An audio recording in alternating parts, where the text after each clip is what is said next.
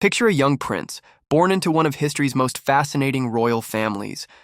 This is the story of Alexander the Great's early years, a tale that would shape one of history's most legendary conquerors. But before we begin, don't forget to like and subscribe. To help us grow our channel. Alexander's mother was Olympias, and let me tell you, she was quite a character. Originally from Epirus, she wasn't your typical queen. She was known for her fierce personality and unusual practices, including sleeping with snakes and participating in mysterious religious rituals. People whispered that she was a sorceress, and she definitely used that reputation to her advantage. She was fiercely protective of Alexander and constantly told him he was destined for greatness.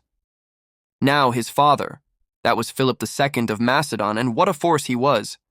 Before Alexander became the Great, Philip was actually revolutionizing warfare and building Macedonia into a powerhouse.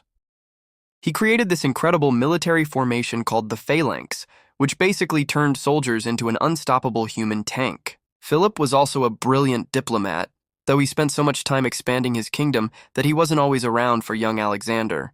You might be wondering about Alexander's siblings. He had a half-sister named Sinane, who was actually quite remarkable herself. While most royal women of that time stayed in the background, Sinane learned military tactics and even led troops into battle. Alexander also had a half-brother named Aristotle, but sadly he suffered from a mental disability that prevented him from ever ruling effectively. Growing up in this complex family dynamic, young Alexander was surrounded by power plays, ambition, and expectations. His mother would tell him stories about his supposed descent from Achilles, while his father's military victories cast a long shadow.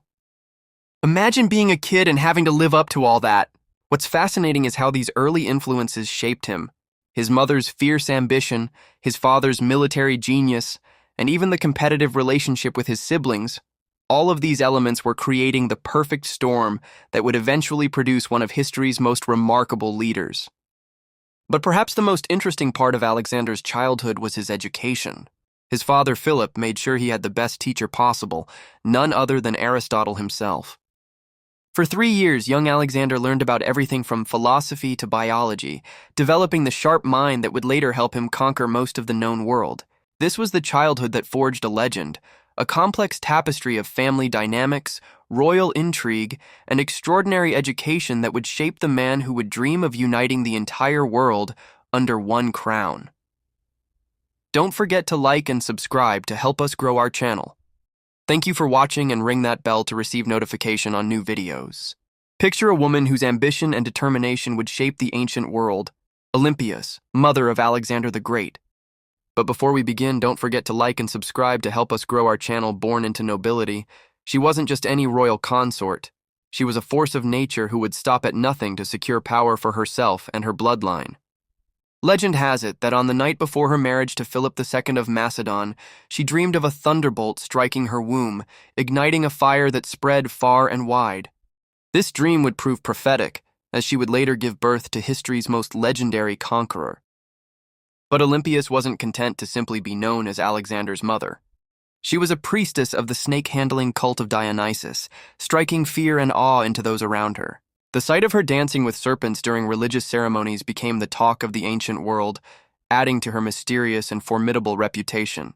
When Philip II took another wife, Olympias's fury knew no bounds. She became consumed by political intrigue, and whispers of her involvement in Philip's assassination would follow her for years. But it was her son Alexander in whom she invested all her hopes and ambitions. Throughout Alexander's conquests, Olympias maintained her influence in Macedonia, acting as a powerful regent and advisor. She exchanged letters with her son regularly, sometimes even criticizing his decisions, a privilege few others dared to exercise. But it was after Alexander's death in 323 BCE that Olympias truly showed her fierce determination. With her grandson's claim to the throne threatened, she launched into action. She raised armies, forged alliances, and fought viciously against those who would deny her family's right to rule. In a tragic turn of events, her final battle would prove to be her last. Surrounded by enemies and with her options exhausted, Olympias faced her death with the same fierce pride that had characterized her life. She refused to flee, choosing instead to meet her fate head-on, dying in defense of her grandson's inheritance. Olympias's story reminds us that behind every great figure in history, there often stands another remarkable individual whose influence helped shape the course of events. She wasn't just Alexander's mother, she was a queen, a priestess, a politician, and above all, a survivor who fought until the very end for what she believed was rightfully her family's.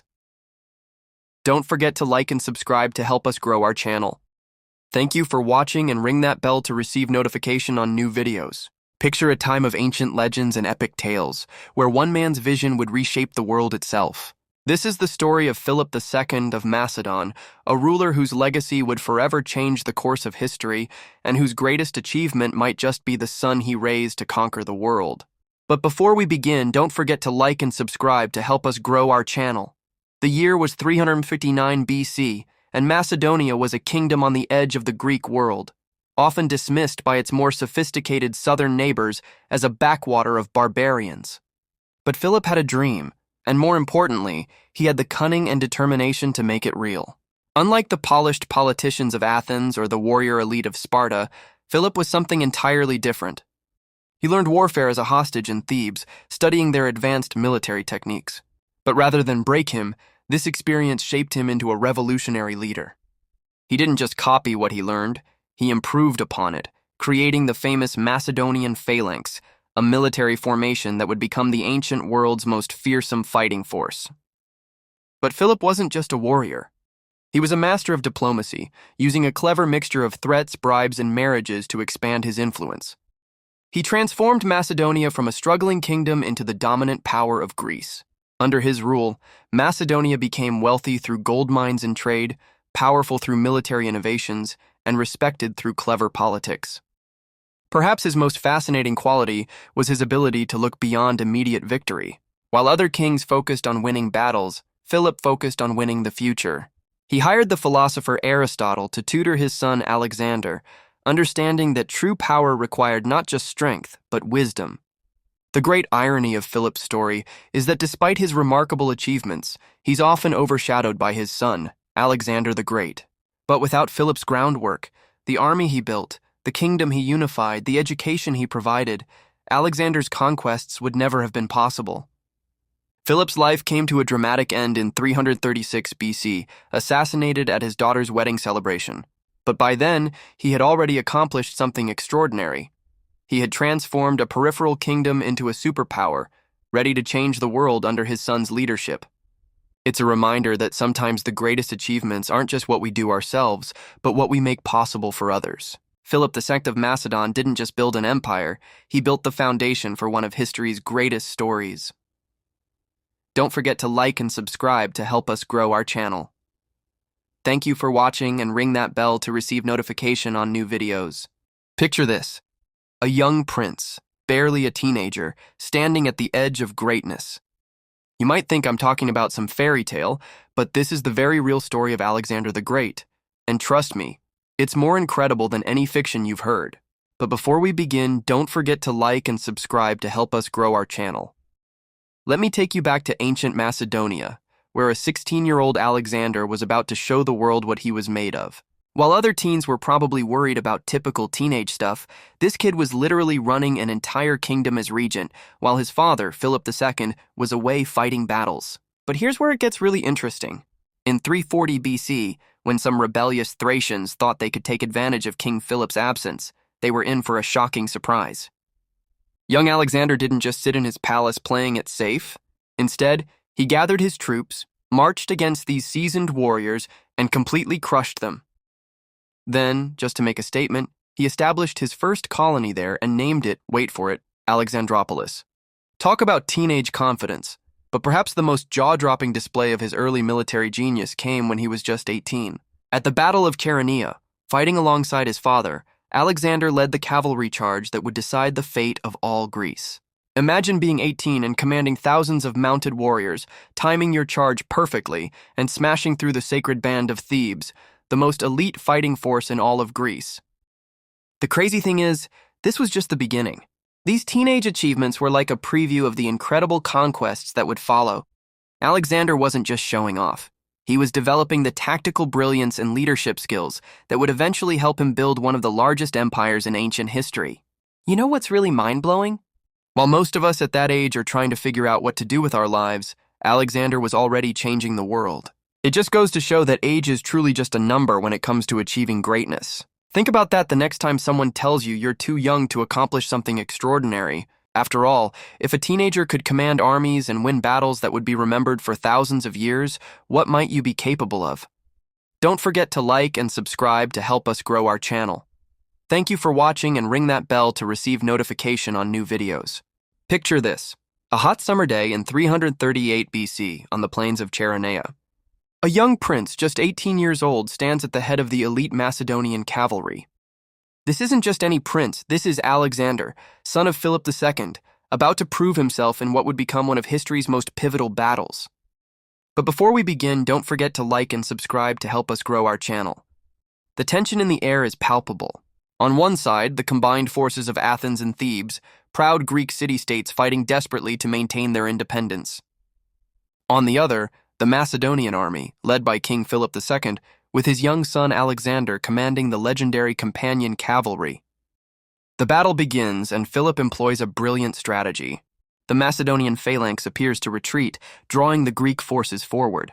The Thebans, including their famous sacred band, push ahead, believing victory is within their grasp. But this is exactly what Philip has planned. At this crucial moment, young Alexander sees his opportunity. With the skill of a seasoned commander, he leads the companion cavalry in a thunderous charge. The ground trembles beneath the hooves of their horses as they crash into the gap that is opened in the Greek lines. The maneuver is perfectly timed, perfectly executed. The impact is devastating.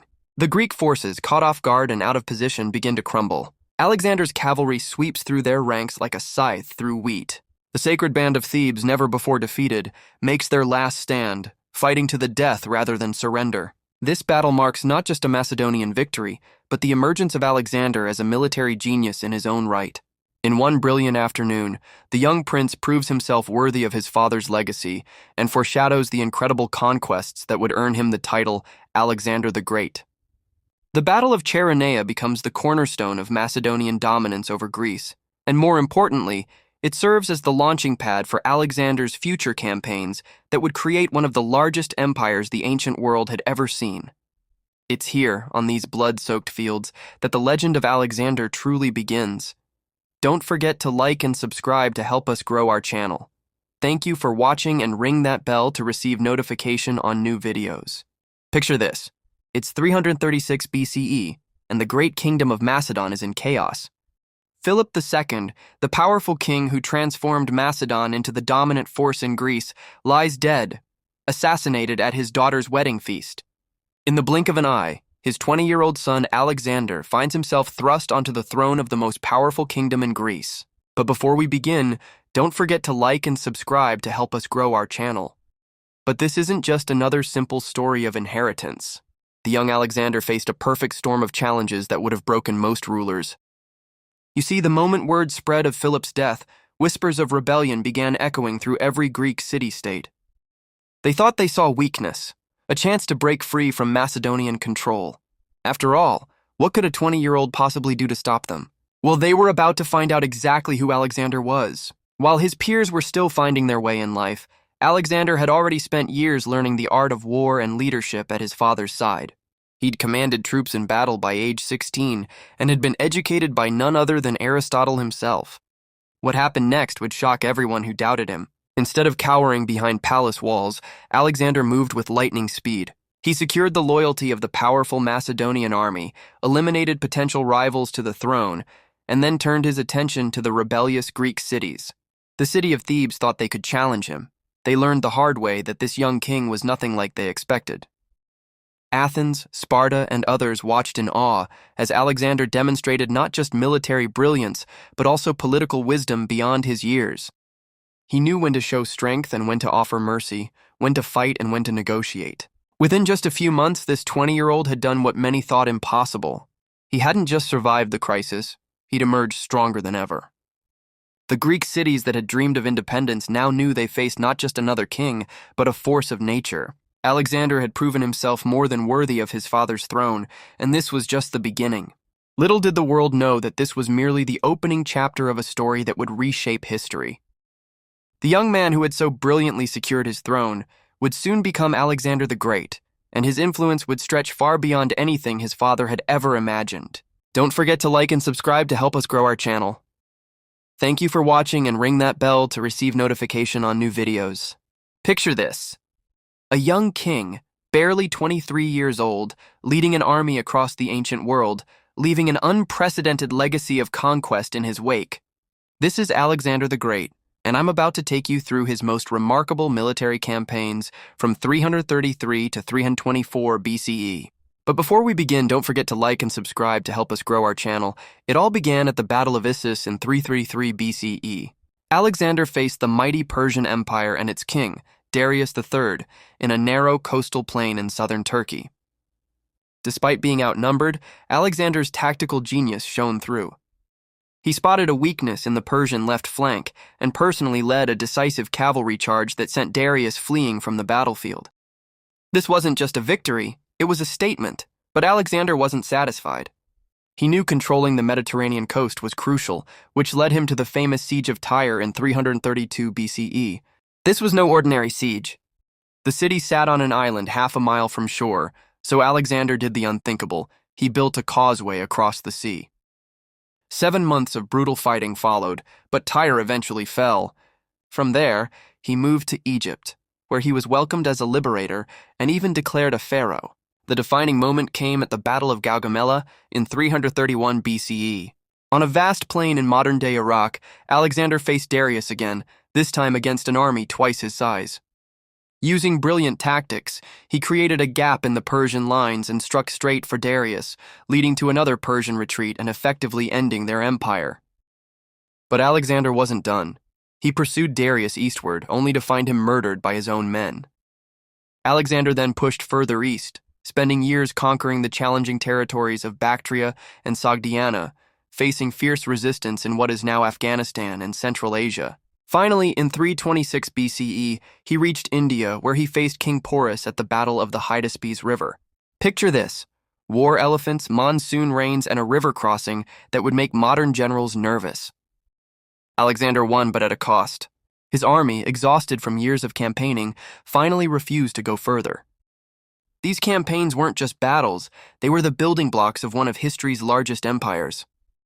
Alexander's tactical brilliance, personal courage, and relentless ambition changed the ancient world forever, creating connections between East and West that would last for centuries. His story reminds us that sometimes the most extraordinary achievements come from those who dare to dream beyond what others think possible. Alexander didn't just conquer the world, he reimagined what was possible in his time, and his legacy continues to fascinate us even today. Don't forget to like and subscribe to help us grow our channel. Thank you for watching, and ring that bell to receive notification on new videos. Picture this: after conquering most of the known world, Alexander the Great faced perhaps his greatest challenge, the journey home. But this wasn't just any return trip. This was a test of leadership, survival, and human endurance that would push even the legendary conqueror to his limits. But before we begin, don't forget to like and subscribe to help us grow our channel. In 325 BCE, Alexander made what some historians consider one of his most controversial decisions. He split his massive army into two groups. The first, led by his trusted admiral Nearchus, would take the naval route through the Persian Gulf.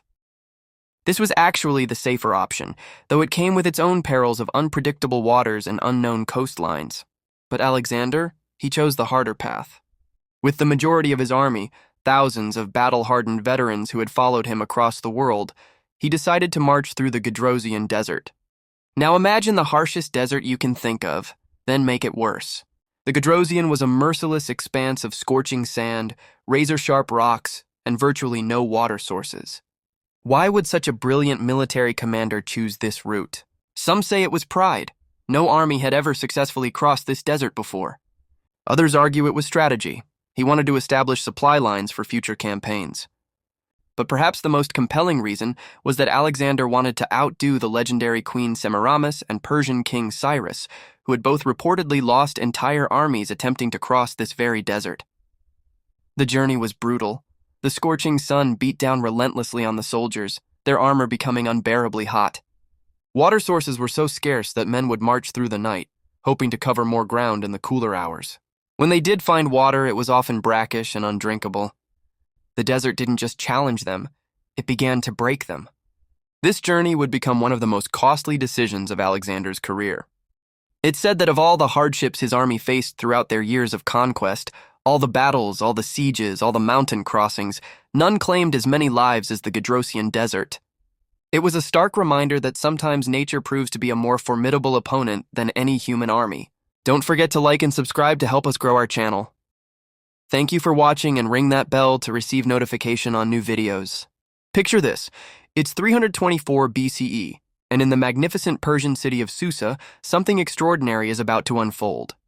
Alexander the Great, the legendary conqueror who built an empire stretching from Greece to India, is hosting what would become one of history's most ambitious social experiments. But before we begin, don't forget to like and subscribe to help us grow our channel. You see, Alexander had a vision that was revolutionary for his time. He didn't just want to conquer the world, he wanted to unite it. And what better way to bring two cultures together than through marriage? But we're not talking about just any wedding. We're talking about the Susa weddings, a mass ceremony where 92 of his top Macedonian officers were married to noble Persian women. Now imagine the scene. The grand palace decorated with Persian tapestries and Greek ornaments, the air filled with both Mediterranean and Oriental music.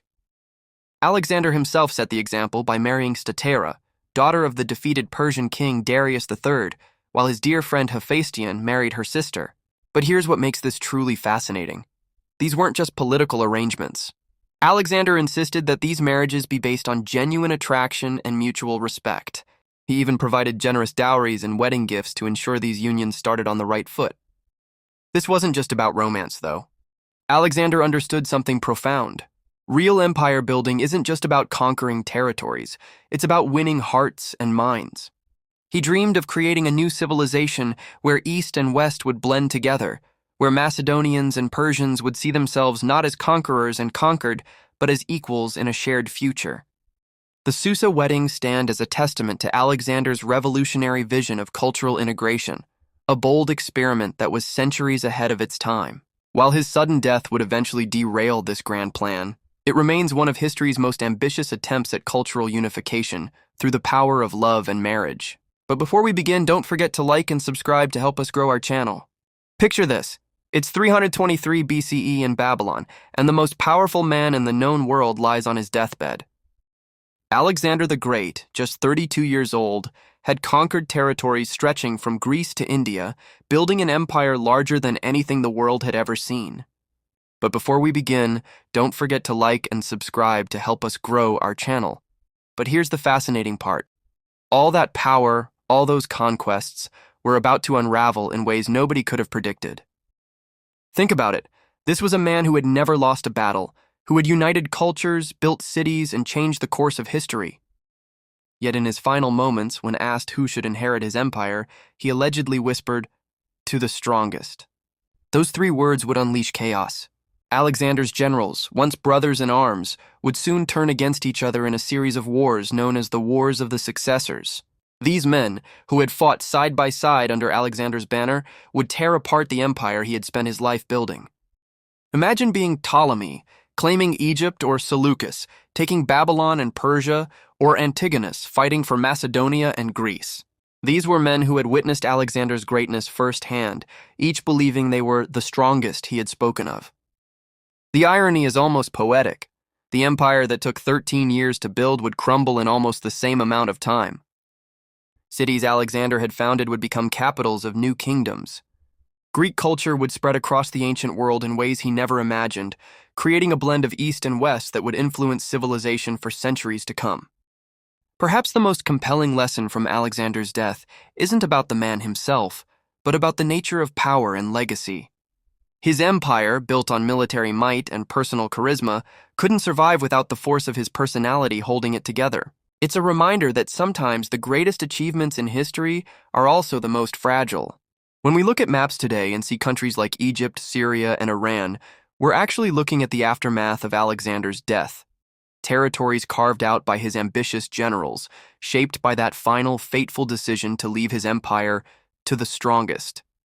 Don't forget to like and subscribe to help us grow our channel. Thank you for watching, and ring that bell to receive notification on new videos.